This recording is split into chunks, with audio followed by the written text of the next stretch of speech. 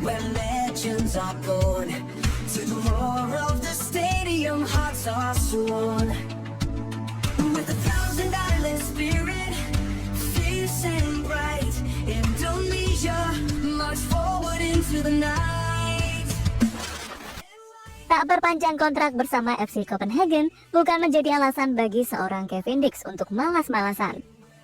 Justru ia makin semangat untuk membayar tuntas di musim terakhirnya. Apalagi ternyata Kevin punya janji yang harus ditepati dan perlahan mulai terpenuhi, termasuk dalam pertandingan Liga Conference Eropa. Ia menjadi sosok pahlawan yang berkontribusi atas 2 gol kemenangan sampai dapat pelukan begitu besar dari rekan setim maupun para fans. Apalagi dengan adanya matchday Maret, membuat Kevin Dix juga harus terus menjaga performa. Dan pihak PSSI sendiri sekarang juga sedang berupaya menepati janji, di mana dalam akhir bulan ini akan diumumkan kini sudah keluar jadwal ditetapkan, agar secepatnya mendatangkan pelengkap kursi direktur teknik sebagai sosok yang bisa membantu skuad Garuda untuk planning yang lebih jelas. Selain itu, pemain keturunan baru juga makin hari makin banyak diperbincangkan. Dan inilah berbagai upaya PSSI untuk memperbesar peluang lolos Pildun serta aksi Kevin Dix yang bikin lawan menangis di kompetisi Eropa.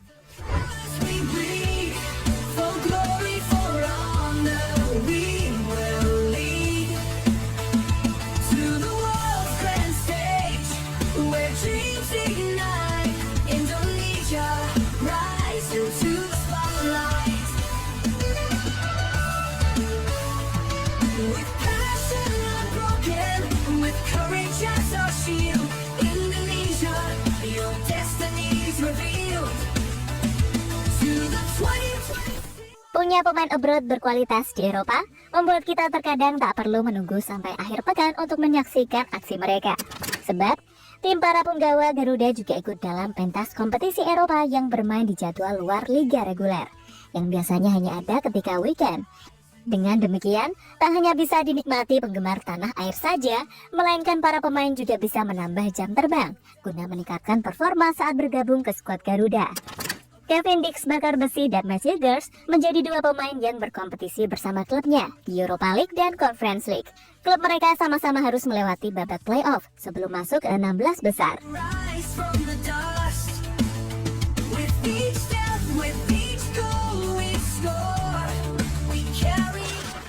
Kevin Dix bersama FC Copenhagen kisahnya akan berakhir akhir musim ini setelah menandatangani kontrak dengan tim asal Jerman Borussia Mönchengladbach pada jeda transfer musim panas mendatang. Namun, musim perpisahannya ini ternyata Kak Kevin punya janji yang sedang ia laksanakan. Saya sangat senang kepindahan ke Borussia berhasil. Borussia adalah salah satu klub besar dan bersejarah di Jerman. Saya bersemangat dengan apa yang akan terjadi. Namun, saya masih memiliki tujuan besar dengan klub saya saat ini. Dan saya menantikan paruh kedua musim ini bersama FC Copenhagen. Tidak diragukan lagi akan sangat menyedihkan meninggalkan FC Copenhagen. Memang tidak mudah, tetapi di saat yang sama saya senang masa depan saya sudah tertata. Ketika saya mengucapkan selamat tinggal kepada FC Copenhagen, saya akan mengucapkannya dengan gelar juara. Kami akan memenangkan Liga Denmark dan piala lainnya. Dan itulah fokus utama saya. Kami memasuki musim semi sekarang, di mana kami harus menyelesaikan pekerjaan kami, dan disinilah pikiran saya tertuju, ungkap Kevin setelah resmi ke Borussia Mönchengladbach, sumber bola.net. Ya, teman-teman dengar sendiri jika back 28 tahun ini ingin mempersembahkan trofi terakhir untuk Copenhagen. Gelar Liga Denmark atau kejuaraan lain membuatnya sangat bersemangat. Salah satunya dalam laga teranyar menghadapi FC Heidenheim. Setelah pada leg pertama sempat kalah duluan, Kevin Dix benar-benar membuktikan diri dengan membawa kemenangan comeback pada leg kedua dengan skor akhir 3-1. Ia berkontribusi terhadap 2 dari 3 gol FC Copenhagen dengan rincian 1 assist serta 1 gol penalti, membuatnya menjadi pemain terbaik dalam pertandingan dan berhasil membawa klub asal Denmark lolos ke babak 16 besar Conference League dengan cara yang begitu dramatis. With each step, with each goal we score, we carry the hopes of those who came before. In the echoes of Garuda, in our souls we trust. In unity we rise from the dust. Red and white, the... Nah, sisi menariknya nih, Selain menjadi pahlawan kemenangan serta mendapatkan pelukan hangat dari rekan-rekannya yang merayakan, Kevin Dix juga sudah lebih dulu membuat klub asal Jerman menangis. Seperti yang diketahui, FC Heidenheim berasal dari Bundesliga, dan kebetulan pula KKF musim depan akan bermain di sana. Dengan hasil ini, supporter FC Heidenheim tentu saja dibuat termenung dengan penampilan bek Indonesia. Ini seperti mengirim sinyal bahwasanya ia sudah siap menjelajahi Liga Jerman.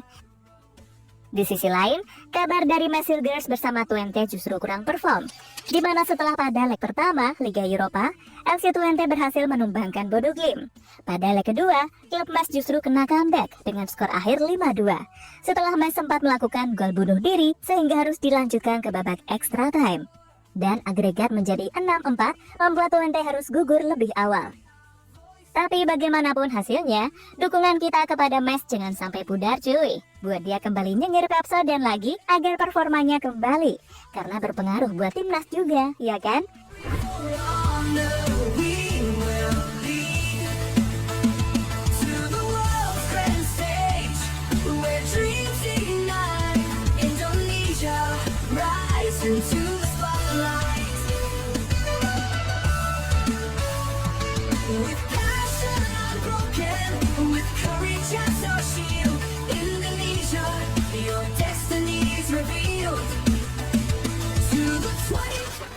Nah, berbicara soal persiapan timnas, PSSI dalam waktu dekat ini sepertinya akan ada kejutan terus-menerus menjelang matchday Maret. Salah satunya adalah dirtek yang sudah dijanjikan oleh Erick Thohir akan diumumkan pada akhir Februari. Nah, menurut info A1 dari orang terpercaya, Bung Ropan menyebut PSSI sudah kasih bocoran setidaknya akan mengumumkan pada terakhir bulan Februari. Atau tepatnya pada tanggal 28, Direktur Teknik akan tiba untuk diumumkan di Indonesia. Namun untuk orangnya siapa masih menjadi misteri, yang jelas hanya akan datang dari Eropa. Dan sampai sekarang masih dinegosiasi oleh Erick Thohir, sama seperti dulu. Nama-nama yang berseliweran macam Frank de Boer, pemain Lenners, Giovanni van Bronckhorst, dan Simon Tahamata. Mungkin salah satu dari mereka yang ditemui. Asal jangan terlalu plot twist aja sih, ternyata dirteknya Indra Syafri gitu.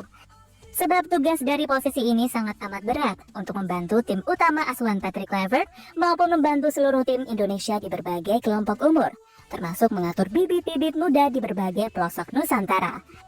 Dan yang paling kuat tentu saja Simon Tahamata, karena sudah mengenali kultur dan budaya Indonesia, mengingat mantan pemain Ajax ini punya darah keturunan merah putih, serta punya pengalaman menangani Akademi Ajax Amsterdam, ya kan? Selain itu, kabar pemain keturunan baru juga belum habis nih. Di mana wonderkid berdarah Indonesia, Ryan van de Pavert, belakangan ini kembali mencuri perhatian media setelah menandatangani kontrak profesional pertama dengan tim sekelas Ajax Amsterdam.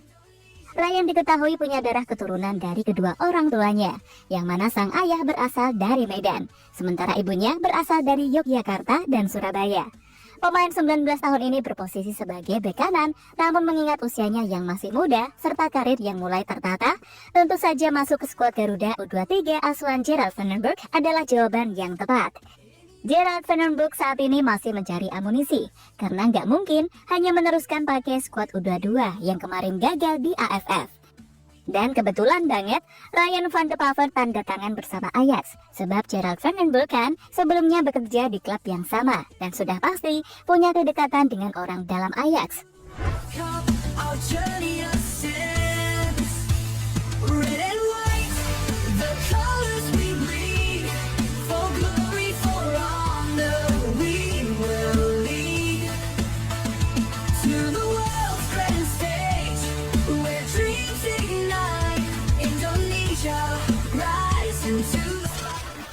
So, pokoknya sebisa mungkin hal positif untuk timnas Indonesia kita dukung semuanya.